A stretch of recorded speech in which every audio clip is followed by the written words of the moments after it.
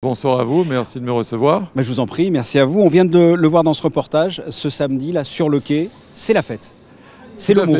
C'est le mot, c'est la fête du sport, c'est la possibilité de mettre en avant la diversité de l'ASM, la grande famille rouge et blanc, comme vous a dû vous le dire le président, plus de 23 sections, 4600 membres. L'important 4615 même, je crois. Ah, vous êtes plus précis que moi.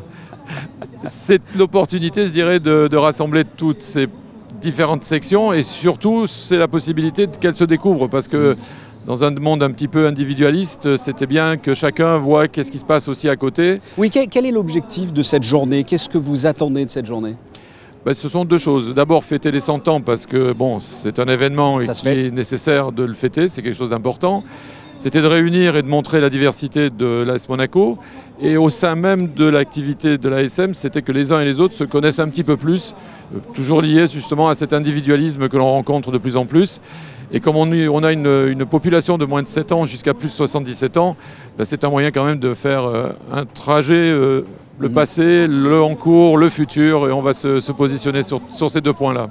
J'imagine qu'organiser comme ça une manifestation avec 23 sections, ça doit être extrêmement complexe. C'est complexe, il faut trouver le lieu, ça n'a pas été simple, on y arrive, les sections jouent bien le jeu, on est dans une période qui n'est pas non plus idéale pour réunir tout le monde parce que chacun a des objectifs avec des compétitions, l'athlétisme est en pleine saison, le foot a des tournois, le rugby il y a un TQO où ils sont fortement concernés. Et nous, on avait cette opportunité de se caser entre le Grand Prix de Formule 1 et le jumping. Et donc, avec les bonnes volontés de toutes les personnes, de toutes les entités, on a mis en place cette journée qui sera en plusieurs morceaux que je pourrais vous détailler dans un petit instant. Oui, justement, qu'est-ce qui se passe? Parce qu'il y a une multitude de stands et de sports représentés, mais il y a aussi un tournoi intersection. Quel est le concept? Qu'est-ce que c'est ce tournoi? Alors, ce concept du tournoi intersection, c'est de permettre justement à toutes les sections de l'AS Monaco qui étaient disponibles de faire une pratique d'une discipline qu'ils n'ont pas l'habitude de voir ou de connaître.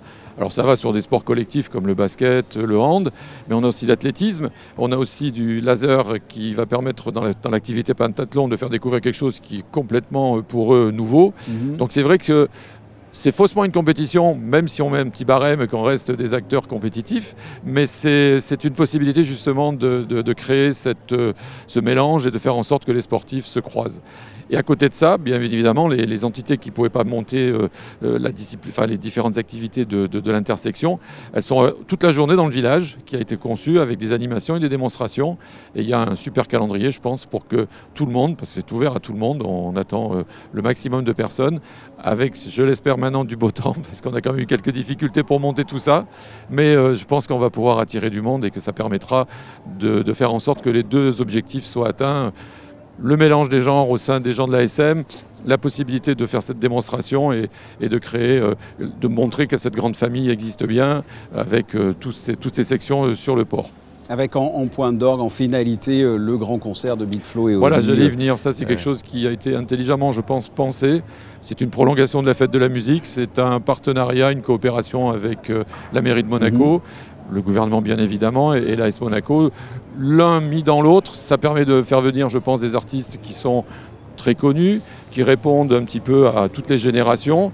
Bon, certains découvriront, d'autres savent pertinemment de qui il s'agit, mais on a réussi à faire en sorte que tout ça soit une continuité du 21 au 22. Et c'est vrai que ce soir, ça sera une grande soirée qui, j'espère, drainera, on espère, autour des 6000 personnes. Roland Biancheri, merci d'avoir répondu à mes questions.